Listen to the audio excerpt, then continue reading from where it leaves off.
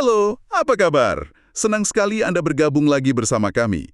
Kali ini kita mau langsung menyelami bab 8 dari buku The Highly Paid Expert karya Debbie Allen. Judulnya tegas banget ini, Stay on Target, atau ya, tetap fokus pada target. Ini penting banget kalau Anda serius mau jadi ahli yang nggak cuma diakui, tapi juga ya dibayar mahal. Sumber kita kali ini murni dari buku itu ya, khususnya bab 8. Nah, misi kita simpel aja, membekali Anda dengan pemahaman dan langkah praktis supaya semua usaha pemasaran, waktu, energi Anda benar-benar mengarah ke klien dan tujuan yang tepat. Yuk kita bedah bareng-bareng, biar nggak ada lagi sumber daya yang, terbuang percuma. Betul sekali. Konsep fokus ini memang, kedengarannya mendasar ya. Tapi seringkali justru jadi titik lemah banyak ahli. Debbie Allen mengamati nih, banyak yang potensinya besar, malah gagal bukan karena kurang pinter atau kurang ahli. Tapi ya itu karena arahnya nggak jelas. Mereka coba menjangkau semua orang, akhirnya malah nggak menonjol di mata siapapun. Gitu. Jadi, bab 8 ini bisa dibilang kayak kompas gitu. Untuk menghindari jebakan terlalu menyebar itu. Ini soal ketajaman, presisi dalam strategi bisnis Anda. Oke. Mari kita mulai dari akarnya deh. Di awal bab 8, Debbie Allen langsung kasih peringatan keras nih. Pesan yang nggak fokus atau salah sasaran itu bisa membunuh strategi pemasaran Anda seketika. Dia bilang, mencoba jadi solusi untuk semua masalah semua orang itu ya, mustahil. Nah, menurut Anda, kenapa ini bisa begitu fatal? Fatal karena beberapa hal. Pertama, keunikan Anda jadi kabur. Kalau Anda mencoba menarik semua orang, ya pesan Anda jadi generik. Nggak ada gigitannya buat target spesifik. Kedua, jadi susah banget menentukan siapa sebenarnya klien ideal Anda. Maksudnya orang yang rela bayar mahal karena benar-benar butuh dan menghargai solusi spesifik yang Anda tawarkan. Dan yang paling terasa yaitu tadi, sumber daya Anda, waktu, uang, energi habis tanpa hasil jelas. Pemasaran jadi kayak, menembak ke segala arah tanpa target. Sia-sia. Masuk akal sekali. Bener-bener sia-sia jadinya ya. Untungnya, Debbie Allen nggak cuma nunjukin masalahnya doang, dia juga kasih 6 langkah kunci biar kita tetap di jalur yang benar. Nah, ini menarik nih. Langkah pertama yang dia sebut adalah always be marketing. Selalu lakukan pemasaran. Kedengerannya kayak kita harus terus-menerus jualan gitu ya? Bukan sekedar jualan terus-menerus sebenarnya. Poin Debbie Allen lebih ke arah penyempurnaan pemasaran yang kontinu. Bahkan sebelum Anda merasa bisnis ahli Anda siap 100%. Gitu. Seringkali perubahan kecil aja dalam cara kita menyampaikan pesan atau menargetkan audiens itu bisa membawa perbedaan besar loh. Jadi bukan cuma soal volume pemasaran, tapi soal ketepatan sasaran. Apakah pesan Anda benar-benar sampai dan klik dengan orang yang Anda inginkan sebagai klien? Nah, itu intinya. Oh gitu ya. Contohnya si Dennis Turner di buku itu menarik ya. Dia kan udah punya klien korporat tuh. Tapi bisnisnya baru benar-benar melonjak setelah dia, ya dengan bantuan Debbie Allen, sedikit mengubah fokus pemasarannya. Biar lebih tajam ke klien idealnya. Ini jadi bahan renungan nih buat Anda yang mendengarkan. Pesan pemasaran Anda sekarang ini udah cukup tajam belum? Udah benar-benar nyentuh hati dan pikiran klien idaman Anda? Nah, persis. Setelah kita bicara soal pemasaran yang tepat sasaran, langkah berikutnya ini nyentuh fondasi bisnisnya. Get serious about your business. Atau, ya serius dengan bisnis Anda.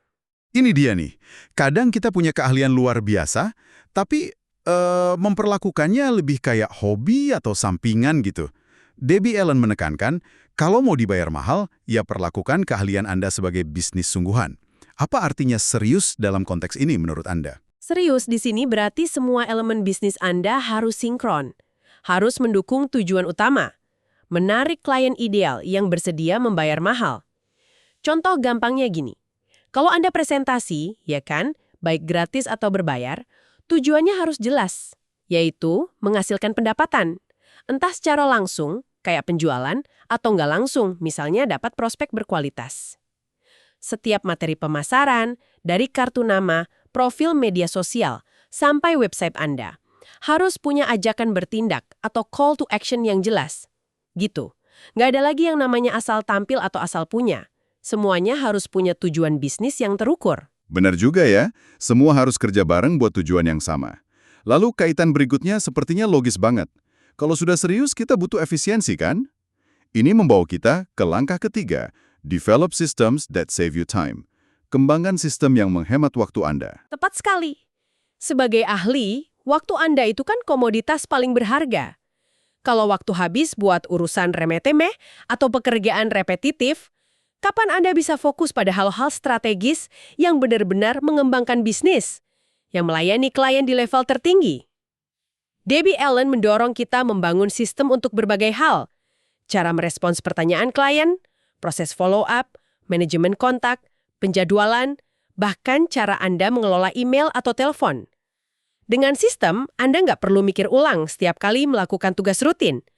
Ini membebaskan kapasitas mental dan waktu Anda. Contoh sistem pribadi Debbie Allen di buku itu cukup ekstrim, tapi menarik ya.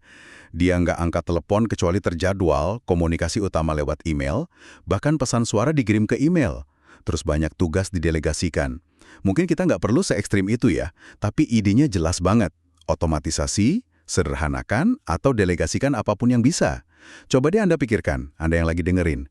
Ada nggak rutinitas harian atau mingguan Anda yang sebenarnya bisa dibikinin sistem, supaya Anda lebih leluasa fokus ke hal penting? Iya, sistem ini erat kaitannya dengan langkah keempat, get productive, menjadi produktif. Punya sistem aja nggak cukup kalau kita nggak menggunakannya untuk fokus pada hal yang benar. Betul. Debbie Allen nyaranin fokus pada maksimal 3 tugas paling penting setiap hari. 3 tugas yang kalau selesai, itu benar-benar bawa bisnis Anda maju ke arah tujuan utama. Bukan sekedar sibuk jawab email atau meeting sana-sini yang nggak jelas hasilnya. Ini soal bedain antara aktivitas dan pencapaian. Banyak orang sibuk luar biasa, tapi nggak benar-benar produktif dalam arti mencapai tujuan besar. Produktif di sini artinya menggunakan waktu dan energi Anda untuk hal-hal yang punya dampak terbesar. Dan ini seringkali berarti ya, berani mendelegasikan atau bahkan mengeliminasi tugas-tugas yang nyita waktu tapi kontribusinya kecil terhadap pertumbuhan bisnis inti Anda. Fokus pada value creation, itu kuncinya. Nah, ini dia nih langkah kelima yang rasanya paling menantang buat banyak orang. Stay focused on your goals. Tetap fokus pada tujuan Anda. Ini jantungnya, jantung dari keseluruhan bab ini sebenarnya. Anda harus super jelas apa masalah spesifik yang ingin Anda bantu selesaikan. Siapa persisnya orang atau organisasi yang paling dapat manfaat dari bantuan Anda, dan yang bersedia membayar untuk itu. Tujuan yang jernih ini harus jadi filter. Filter untuk semua keputusan Anda. Dan di sini Debbie Allen menekankan sesuatu yang sulit ya, berani bilang tidak. Menolak klien atau proyek yang, meskipun kelihatannya menggiurkan dari segi uang, sebenarnya di luar jalur fokus utama Anda. Kenapa ini penting banget? Bukannya tambahan pemasukan selalu bagus ya? Ngeburin posisi Anda di pasar, bikin Anda capek, dan ngejauhin Anda dari klien ideal yang sebenarnya. Ahli yang dibayar mahal itu biasanya sangat selektif loh. Mereka tahu nilai waktu mereka dan jaga batasannya dengan ketat. Coba deh jujur pada diri sendiri, Anda yang dengerin. Pernah nggak Anda ambil proyek yang agak maksa karena tawaran uangnya, tapi ujung-ujungnya malah stres dan ngerasa nggak puas? Wah, pengalaman yang sangat umum kayaknya ya. Dan ini bawa kita ke langkah terakhir yang melengkapi semuanya. Ask for help. Minta bantuan. Ya, ini pengingat penting bahwa kita nggak bisa jadi jagoan di semua bidang. Nggak mungkin. Anda mungkin ahli di bidang Anda, tapi belum tentu ahli dalam pemasaran, keuangan, atau manajemen bisnis. Debbie Allen menekankan jangan biarkan kekurangan pengalaman atau pengetahuan di area tertentu menghambat Anda. Justru, proaktif nyari bantuan itu tanda keseriusan ya. Entah itu mentor, coach, konsultan, atau bahkan belajar dari ahli lain. Debbie Allen sendiri ceritakan, dia sering memulai bisnis tanpa pengalaman. Tapi kuncinya adalah nyari orang yang bisa ngebimbing dia. Benar, meminta bantuan itu bukan tanda kelemahan, sama sekali bukan. Tapi justru strategi cerdas untuk akselerasi, untuk percepatan. Anda manfaatin keahlian orang lain untuk nutupin gap Anda sendiri, jadi Anda bisa tetap fokus pada kekuatan utama Anda. Gitu.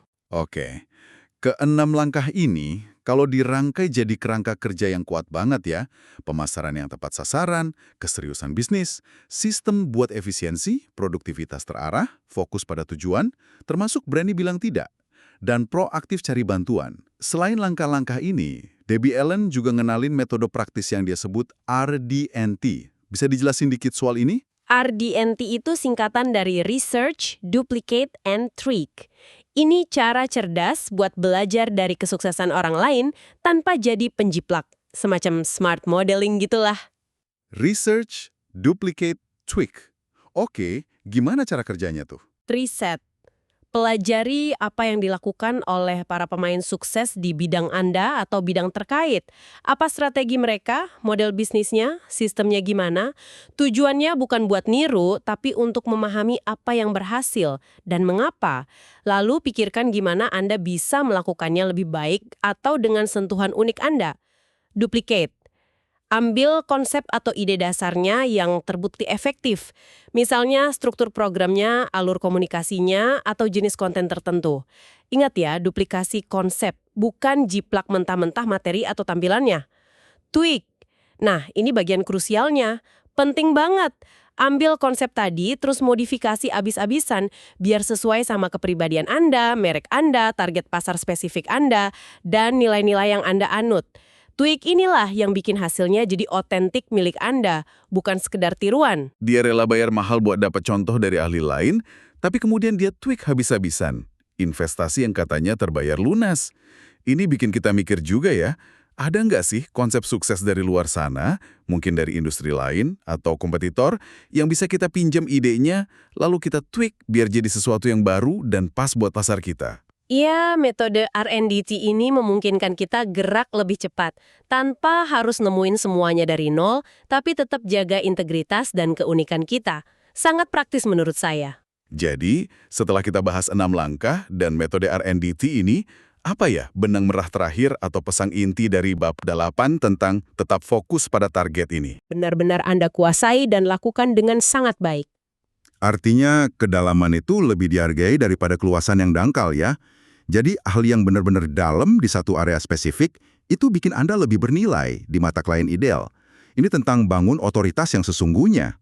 Tepat sekali, otoritas sejati itu dibangun dari kedalaman dan fokus. Ketika Anda sangat fokus, Anda jadi pilihan yang jelas, jadi the go-to expert di bidang itu. Oke. Mari kita coba rangkum intisari dari obrolan kita soal bab 8, stay on target ini ya. Pertama, pesan pemasaran harus super fokus ke klien ideal kalau nggak mau buang-buang sumber daya. Jelas. Kedua, ada 6 langkah praktis, mulai dari pemasaran yang terus disempurnakan sasarannya, memperlakukan ini sebagai bisnis serius, bangun sistem biar efisien, fokus pada tugas produktif harian, berani bilang tidak pada yang di luar jalur, sampai jangan sungkan minta bantuan. Lengkap. Ketiga, ada metode RNDT, Research, Duplicate, Tweak, buat belajar cerdas dari orang lain. Dan terakhir, yang paling mendasar, persempit fokus keahlian Anda, gali lebih dalam, jangan melebar kemana-mana. Intinya, yaitu tadi, fokus setajam laser. Dan penting untuk kita ingat bersama, terutama Anda yang lagi bangun karir sebagai ahli, fokus ini bukan cuma soal bikin kerja lebih efisien loh. Ini adalah fondasi strategis. Fokus itu ngebangun reputasi Anda, kredibilitas Anda, dan ujung-ujungnya ya, nilai jual Anda. Di tengah keramaian pasar, fokus inilah yang bikin Anda beda. Yang memungkinkan Anda pasang harga premium dan narik klien yang benar-benar hargain keunikan Anda. Ini jalan menuju karir ahli yang berkelanjutan, menguntungkan, dan ya, dihormati.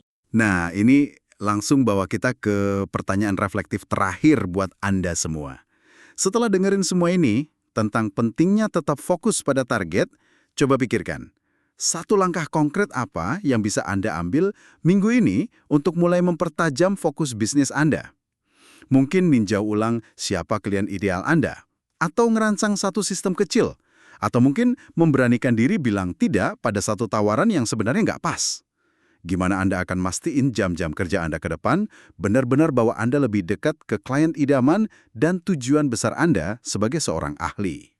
Itu dia pembahasan mendalam kita dari bab 8 buku The Highly Paid Expert karya Debbie Allen. Semoga percakapan ini memberi Anda percikan ide dan dorongan untuk bertindak ya. Terima kasih sudah menyimak. Sampai jumpa di kesempatan berikutnya.